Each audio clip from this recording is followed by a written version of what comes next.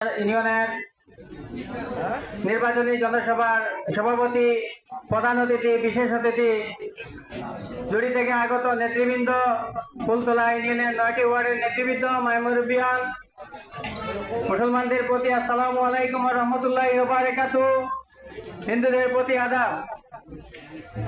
দক্ষ থেকে পক্ষ নিন, ধানের শীষে ভোট দিন।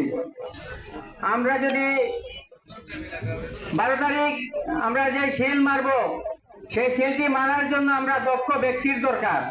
আমরা তাকে শিল মারব। আমরা যদি মাইকে এসে বড় বড় কথা বলি আর মাঠে যদি কাজ না করি, তাহলে আমাদের ফল পাওয়া সম্ভব না। আমরা কাজ করতে হবে, ধানের শীষের পক্ষে কাজ করতে হবে, জনগণকে বোঝাতে হবে, 12 তারিখ শিল মারতে হবে। যদি আমরা এখন দাবি দাবা তুলে ধরি, ঠিক আছে, আমরা দাবি দাবা ধরবো, কিন্তু আগে পাস করাতে হবে।